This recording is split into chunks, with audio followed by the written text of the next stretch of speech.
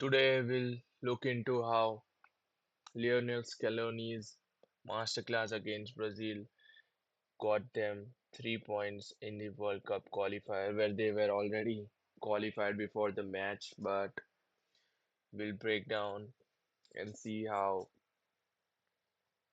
they beat Brazil. It was the game of all those ball revivals, interceptions, attackers tracking back, organized pressing, fluid formation, uneven pressing from the Brazil, disorganized structure, also the mentality. You could see Argentina was fierce. Starting with the Argentina's formation 4-1-2-3, you can see Paredes playing as a single pivot role as a holding midfielder and which gave the freedom to DePaul and McAllister. You can see McAllister more as a cam role in this match. He was up top in the box and he also scored a beautiful goal.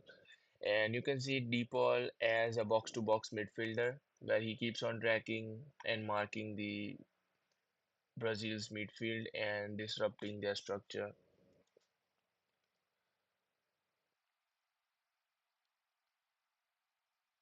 You can see the triangle between the midfielders, and you can also observe the positioning of the Brazilian players. It was 4-4-2 when they were out of possession, and they used to switch to 4-2-4 when they were in possession. Those two wingers were helping the attackers to form a 4-2-4. And you can see Tagliafico and Molina were very wide up the pitch, which they were exploiting because Brazil were very compact and they were in a 4-4-2 formation, so both the flanks were empty and Argentina used them to exploit.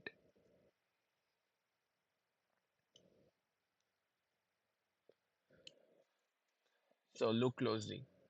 Now the Brazil's shape is 4-2-4 while they were attacking, and you can see this player marked here and how he sees that there are three men ahead and how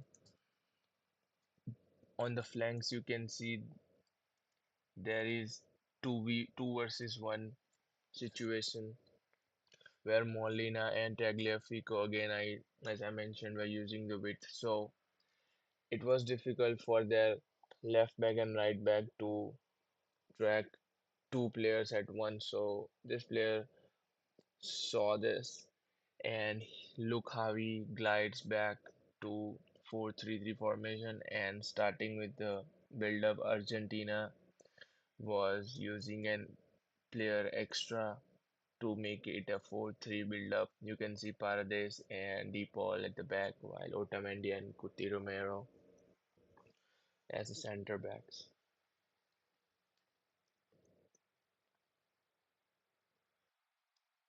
Here you can see 4-2-4 when they were in possession attacking, and at times you could have seen how Argentina players were dominating the midfield, where all the times you could see Argentina players outnumbering the Brazilian players, and they were always having those numerical superiority in the midfield. Here you can see a 3 versus 2 situation.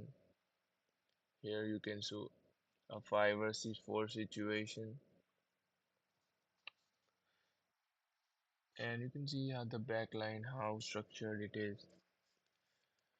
Here, this is a very good example of the defensive transition of the Argentina. You can see how Romero mispasses a ball, and on the transition you can see how many number of players track back. You see Molina, Tagliafico tracking back.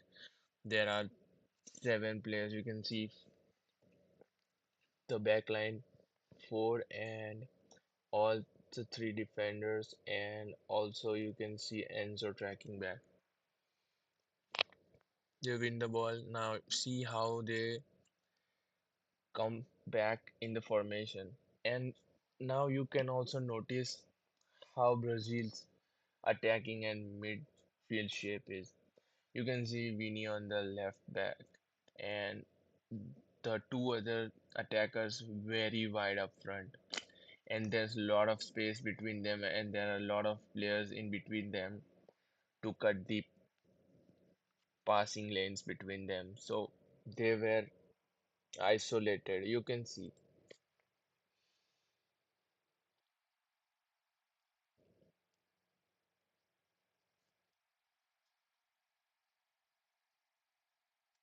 And here again you can see 4-1-2-3 formation. See how Argentina was maintaining the formation even though the players were switching each other's position. They were in a fluid formation type of thing, the way the Barca PSG use nowadays.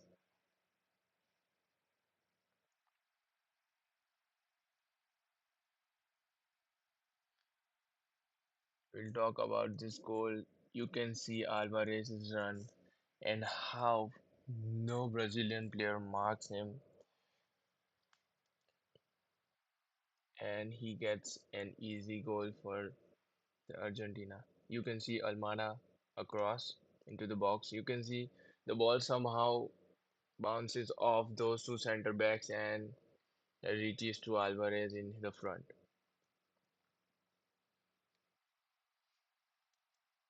And you can see this attacking transition. There are seven players.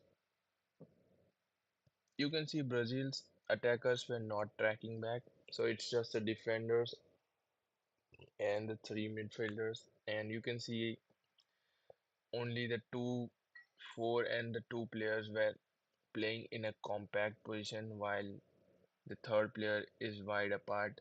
Maybe he was staying a bit wide to cover Molina. You can see across. You can see deep ball. Argentina are using these things very much in the game. You can see the players are all the players are on the left side of the pitch, and you can see how deep ball switches the ball on the right side to exploit the space, and Molina provides the width and across, and you can see how they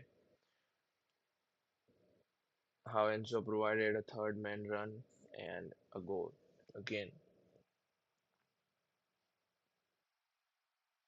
Again, you can see during the